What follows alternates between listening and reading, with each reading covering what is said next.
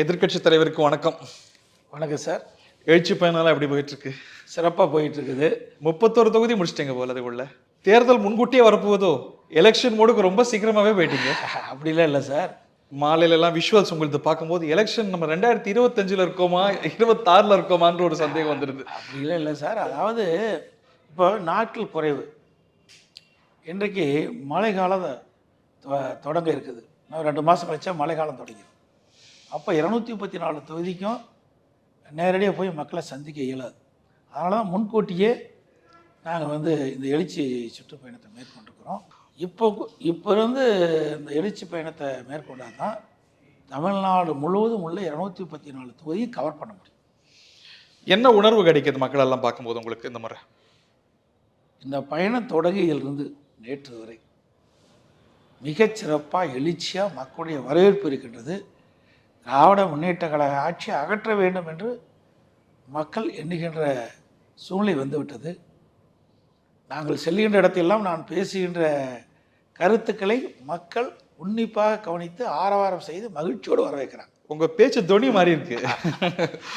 கருத்துள்ள பேச்சு தானே. தவறான எந்த இடத்துலையும் தவறான பேச்சே இருக்கு, உண்மைக்கு புறமான பேச்சு இருக்காது.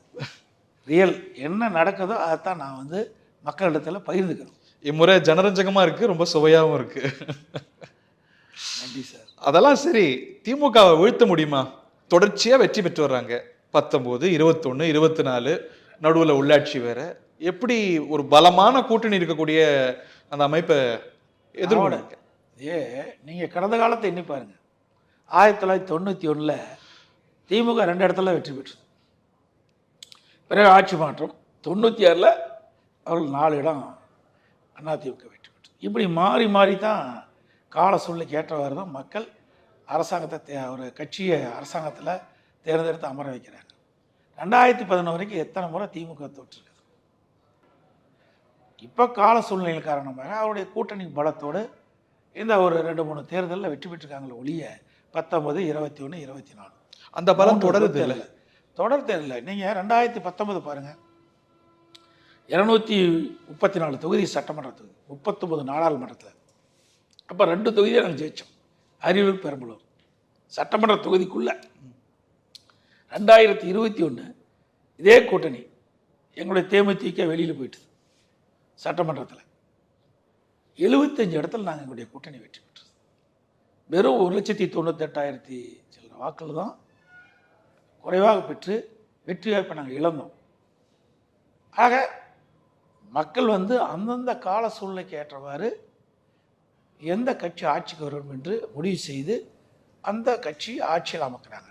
அப்படி பார்க்கின்ற பொழுது வருகின்ற 2026 சட்டமன்ற தேர்தலில் அனைத்து இந்திய அண்ணா திராவிட முன்னேற்ற கழகம் பாரதிய ஜனதா கூட்டணி நிச்சயமாக வெற்றி பெறும், ஆட்சி அமையும். நீங்களே சொன்னீங்க அவங்களுக்கு ஒரு பெரிய கூட்டணி பலம் இருக்குன்னு. அது மாறிடலை, அது அப்படியே தான் இருக்கு. அது அவங்கள கரை சேர்த்துறாதா? 2019 நாங்களும் கூட்டணி பலம் தான் வச்சோம். மக்கள் அப்போ எங்களுக்கு வெற்றி வாய்ப்பு கொடுக்கலையே. கூட்டணி மட்டும் வெற்றி வாய்ப்பு கொடுத்துட முடியாது. மக்களுக்கு ஆட்சியில் இருக்கும்போது என்ன செய்தோம் என்பதை மக்கள் எண்ணுகிறார்கள். மக்களுடைய மனம் நிறைவு பெற்றால்தான் அந்த ஆட்சி ஏற்றுக்கிறாங்க, இல்லை என்றால் அந்த ஆட்சி அகற்றுறாங்க. அப்படி பார்க்கின்ற பொழுது கடந்த 4 ஆண்டு கால திராவிட முன்னேற்ற கழக ஆட்சியில் மக்களுக்கு பெரிய நன்மை எதுவுமே கிடைக்கல. எந்த ஒரு பெரிய திட்டத்தையும் கொண்டு நிறைவேற்றலை. அதனால் மக்கள் கடுமையான வெறுப்புக்கு இந்த அரசு உள்ளாயிருக்குது. அதிருப்தி இருந்ததுன்னா 2024 வெளிப்பட்டிருக்கோம்ல, அபரிமிதமான வெற்றியை பெறாங்களே. அதாவதுங்க 2024 நீங்கள் கம்பேர் பண்ணுங்க. நாங்கள் தனிச்சு நின்னோம். தேமுதிக ஒன்று தான் எங்களோட கூட்டணி. திராவிட முன்னேற்ற கழகத்தில் அந்த கூட்டணி அப்படியே தொடர்ந்தது. பிரைம் மினிஸ்டர் வேட்பாளர் வேறு. அவர்கள் காங்கிரஸ் கட்சியை சேர்ந்தது தான். தமிழ்நாட்டை பொறுத்த வரைக்கும் காங்கிரஸ் கட்சியை சேர்ந்தவர் வருவார் என்ற ஒரு எண்ணம். 2வது ஆளுங்கட்சி, 3வது வேட்பாளர் பலம். இதையெல்லாம் அவர்கள் வைத்துத்தான் அவர்கள் வெற்றி பெற்றார்கள். எங்களுக்கு ஆளுங்கட்சியும் கிடையாது. எங்களுடைய வேட்பாளர் பாருங்கள், ஒன்றிய செயலாளர், நகர செயலாளர், இப்படி இருக்கிற வேட்பாளர் தான் நாங்கள் நிறுத்தணும். அவருடைய வேட்பாளர் பாருங்கள், திராவிட முன்னேற்ற கழகத்தில் நிறுத்தப்பட்ட வேட்பாளர் காங்கிரஸ் கட்சியில் நிறுத்தப்பட்ட வேட்பாளரும் பழம்பொருந்தி வேட்பாளர். நீங்களும் நிறுத்திருக்கலாமே, நீங்களும் கூட்டணி நிறுத்தியிருக்கலாம். வச்சிருக்கலாமே. எங்களுக்கு வந்து இது மாநில கட்சி. எங்கள் கட்சி மாநில கட்சி. மாநில கட்சிக்கு ஏற்றவாறு தான் எங்களுடைய ஆட்கள், எங்களுடைய பொறுப்பாளர் இருக்கின்றார்கள்.